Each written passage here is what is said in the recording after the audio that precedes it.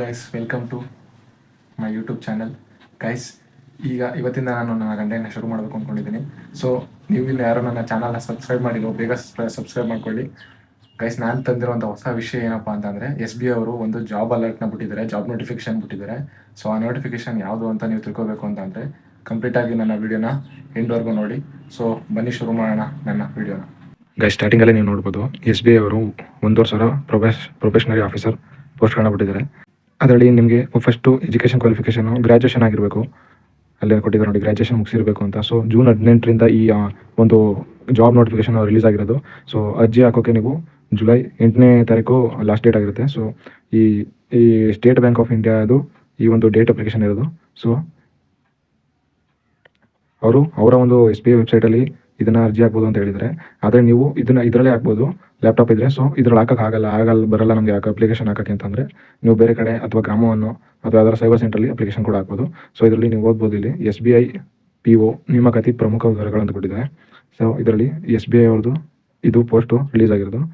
So ಇದರಲ್ಲಿ ಈ post name ಏನು ಅಂತ ಕೊಟ್ಟಿದ್ದಾರೆ ನೋಡಿ, ಅಲ್ಲಿ ಹುದ್ದೆ ಹೆಸರು ಅಂತ ಪ್ರೊಬೇಷನರಿ ಆಫೀಸರು. ಸೊ ಇದರಲ್ಲಿ ಒಟ್ಟು ಹುದ್ದೆಗಳಿರೋದು 1,50,000. ಇಲ್ಲಿ ಯಾವ್ಯಾವ ವರ್ಗಗಳಿಗೆ ಅಂದರೆ ಕ್ಯಾಟಗರಿಗಳಿಗೆ ಎಷ್ಟೆಷ್ಟು ಹುದ್ದೆಗಳು ಮೀಸಲಾತಿ ಇದೆ ಅಂತ ನಮ್ಮನ್ನ ಇಲ್ಲಿ ಲಿಸ್ಟ್ ಮಾಡಿಕೊಟ್ಟಿದ್ದಾರೆ ನೋಡಿ.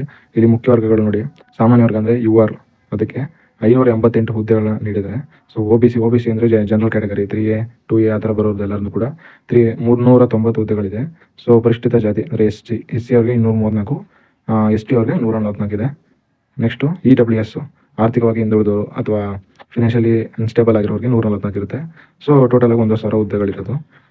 ನೆಕ್ಸ್ಟ್ ಅದಾದಮೇಲೆ ವಿಕಲಚೇತನರಿಗೂ ಕೂಡ ಅವರು ಕೂಡ 15, 16, 14 ಆ ಥರ ಹುದ್ದೆಗಳನ್ನ ಡಿಸ್ಟ್ರಿಬ್ಯೂಟ್ ಮಾಡಿದ್ದಾರೆ. ಸೊ ಶೈಕ್ಷಣಿಕ ಅರ್ಹತೆ ವಿದ್ಯಾರ್ಥಿ ಏನಪ್ಪ ಅಂದರೆ, ಯಾವುದೇ ವಿಷಯದಲ್ಲಿ ಅಥವಾ ಈಗ ನೀವು BCom ಮಾಡಿದ್ದೀರಾ, BA ಮಾಡಿದ್ದೀರಾ, BBA ಮಾಡಿದ್ದೀರಾ, ಯಾವುದಾದ್ರೂ ಸರಿ ನಿಮ್ಮ ಗ್ರ್ಯಾಜುಯೇಷನ್ ಕಂಪ್ಲೀಟ್ ಆಗಿರಬೇಕು. ನೆಕ್ಸ್ಟ್ ಏನಪ್ಪ ಅಂದರೆ, ನೀವು ವೈದ್ಯಕೀಯ, ಮೆಡಿಕಲ್ಲು, CA, ಇಂಜಿನಿಯರಿಂಗು, ಅಕೌಂಟೆಂಟು ಯಾವುದಾದ್ರೂ ಆಗಲಿ ಅದರಲ್ಲೂ ಕೂಡ ನೀವು ಕಂಪ್ಲೀಟ್ ಮಾಡಿರಬೇಕು. ನೆಕ್ಸ್ಟು 30 ಸೆಪ್ಟೆಂಬರ್ ಅಥವಾ 30 ಸೆಪ್ಟೆಂಬರ್ ಒಳಗಡೆ, ಅಂದರೆ ಈ ಇಯರು 30 ಸೆಪ್ಟೆಂಬರ್ ಒಳಗಡೆ ನೀವು ನಿಮ್ಮ ಒಂದು ಗ್ರ್ಯಾಜುಯೇಷನ್ ಕಂಪ್ಲೀಟ್ ಮಾಡ್ಕೊಂಡಿದ್ರೆ ಇದಕ್ಕೆ ಎಲಿಜಿಬಲ್ ಇರ್ತೀರಾ. ಸೊ ನೆಕ್ಸ್ಟ್ ಏನಪ್ಪ ಅಂದರೆ ಏಜ್ ಲಿಮಿಟ್ ನೋಡಿ, ಇಲ್ಲಿ ಇದೇ ಇಂಪಾರ್ಟೆಂಟು. ಕನಿಷ್ಠ 21 ವರ್ಷ, ಗರಿಷ್ಠ 30 ವರ್ಷ. ಆದರೆ ಇನ್ನೂ ಟ್ವಿಸ್ಟ್ ಇರೋದು ಇಲ್ಲೇನೆ ಗೈಸ್. ಹೆಂಗೆ ಅಂದರೆ, ಅಭ್ಯರ್ಥಿಗಳು 2 ಏಪ್ರಿಲ್ 1996ಕ್ಕಿಂತ ಮುಂಚಿತವಾಗಿ ಹುಟ್ಟಿರಬೇಕು ಹಾಗೂ 1 ಏಪ್ರಿಲ್ 2005ಕ್ಕಿಂತ ತಡವಾಗಿ ಜನಿಸಿರಬಾರದು. 2 ದಿನಾಂಕಗಳು ಕೂಡ ಸೇರಿವೆ. ಅಂದರೆ ನೀವು ನಿಮ್ಮ ಡೇಟ್ ಆಫ್ ಬರ್ತ್ ಏನಾದರೂ 1 ಏಪ್ರಿಲ್ 2005ಕ್ಕಿಂತ ಮೇಲಿದ್ದರೆ ನೀವು ಇದಕ್ಕೆ ಎಲಿಜಿಬಲ್ ಆಗಲ್ಲ.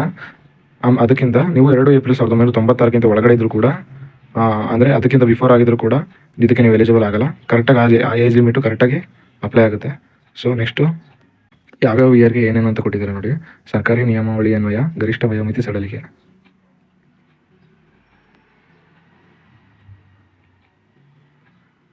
ಗೈಸ್, ಇದರಲ್ಲಿ ಫೀಸ್ ಎಷ್ಟು, ಅಪ್ಲಿಕೇಶನ್ ಫೀಸ್ ಅಂತ ಕೊಟ್ಟಿದ್ದಾರೆ. ಸಾಮಾನ್ಯ ವರ್ಗ ಅಂದರೆ ಜನರಲ್, OBC ಮತ್ತು EWS ಅಭ್ಯರ್ಥಿಗಳಿಗೆ 750 ಇರುತ್ತೆ. SC ST ಮತ್ತು PWBD ವಿಕಲಚೇತನ ಅಭ್ಯರ್ಥಿಗಳಿಗೆ ಯಾವುದೇ ಫೀಸ್ ಇರೋದಿಲ್ಲ. ಸೊ ಪಾವತಿಸಿದ ಶುಲ್ಕವನ್ನು ಯಾವುದೇ ಕಾರಣಕ್ಕೂ ಮರೆತು, ಅಂದರೆ ರಿಟರ್ನ್ ಯಾವುದು ಕೊಡೋಕ್ಕೂ ಕೊಡಲ್ಲ, ಇವರೇ ಅಂತಲ್ಲ, ಯಾರೇ ಆದರೂ ಕೊಡಲ್ಲ. ಪ್ರಮುಖ ನಿಯಮ, ಸಿಬಿಲ್ ಸ್ಕೋರ್ ಇದೆಲ್ಲ ಬೇಕಾಗಿಲ್ಲ ಗೈಸ್. ನೆಕ್ಸ್ಟು ಇದರಲ್ಲಿ ನಿಮಗೆ ಇಲ್ಲಿ ಕೊಟ್ಟಿದ್ದಾರೆ ನೋಡಿ, ಪರೀಕ್ಷಾ ವಿಧಾನ ಮತ್ತು ಪಠ್ಯಕ್ರಮ. ಅಂದರೆ PO ಎಕ್ಸಾಮ್ದು ಪ್ಯಾಟ್ರನ್ ಯಾವ ಥರ ಇರುತ್ತೆ ಅಂದರೆ, ಫಸ್ಟ್ನೇ ಸ್ಟೆಪ್ಪು ಅಂತ ಮೊದಲನೇ ಹಂತದಲ್ಲಿ ಪೂರ್ವಭಾವಿ ಪರೀಕ್ಷೆ ಇರುತ್ತೆ, ಪ್ರಿಲಿಮಿನರಿ ಎಕ್ಸಾಮಿನೇಷನು. ಅದಾದಮೇಲಿಂದ ಅದರಲ್ಲಿ ನೀವು ನೋಡ್ಬೋದು, ಪ್ರಶ್ನೆಗಳ ಸಂಖ್ಯೆ ಫಸ್ಟ್ ಇಂಗ್ಲೀಷಲ್ಲಿ 30 ಕ್ವಶನ್ಸ್ ಇರುತ್ತೆ, 30 ಮಾರ್ಕ್ಸು, 20 ಮಿನಿಟ್ಸಲ್ಲಿ ಇಷ್ಟು ಕಂಪ್ಲೀಟ್ ಮಾಡಬೇಕಾಗುತ್ತೆ.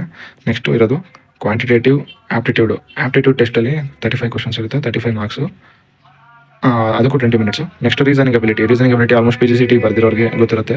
So 35 marks, 35 questions, 20 minutes, total 100 questions, 100 marks, 1 hour. So next step 2 ಮುಖ್ಯ ಪರೀಕ್ಷೆ, ಮೇನ್ ಎಕ್ಸಾಮು. ಇದು ಆನ್ಲೈನ್ ಆಪ್ಟಿಟ್ಯೂಡು 200 ಮಾರ್ಕ್ಸ್ ಇರುತ್ತೆ. ಇದು ಡಿಸ್ಕ್ರಿಪ್ಟಿವ್ 30 ಮಾರ್ಕ್ಸ್ಗೆ. ಪರೀಕ್ಷೆಗಳನ್ನೆರಡು ಒಟ್ಟುಗೂಡಿಸಿ ಅಂದರೆ ಇದು 3 ಗಂಟೆ 30 ನಿಮಿಷ ನಡೆಯುತ್ತೆ ಇದು. ಅದರಲ್ಲಿ ನಿಮ್ಮ ನೋಡ್ಬೋದು ಯಾವ ಟಾಪಿಕ್ ಬರುತ್ತೆ ಅಂದರೆ, ರೀಸನಿಂಗ್ ಮತ್ತು ಕಂಪ್ಯೂಟರ್ ಆಪ್ಟಿಟ್ಯೂಡು, ಮತ್ತು ಡಾಟಾ ಅನಾಲಿಟಿಕ್ಸ್ ಮತ್ತು ಇಂಟರ್ಪ್ರಿಟೇಷನು, ಜನರಲ್ ಅವೇರ್ನೆಸ್ಸು ಮತ್ತು ಎಕನಾಮಿಕ್ಕು, ಬ್ಯಾಂಕಿಂಗ್ ನಾಲೆಡ್ಜು ಮತ್ತು ಇಂಗ್ಲೀಷು. ಲಾಸ್ಟಲ್ಲಿ ಡಿಸ್ಕ್ರಿಪ್ಟಿವ್ ಟೆಸ್ಟು ಅಂದರೆ ಲೆಟರ್ ರೈಟಿಂಗು, ಎಸ್ಸೆ ಆ ಥರ. ಈಗ ಟೋಟಲು 172 ಕ್ವಶನ್ಸ್ ಇರುತ್ತೆ. ಅದರಲ್ಲಿ 230 ಮಾರ್ಕ್ಸು. ಟೋಟಲ್ ನಿಮಗೆ ಡ್ಯೂರೇಷನ್ ಬಂದು 3 ಅವರ್ 30 ಮಿನಿಟ್ಸ್ ಇರುತ್ತೆ, 3 ಗಂಟೆ 30 ನಿಮಿಷ.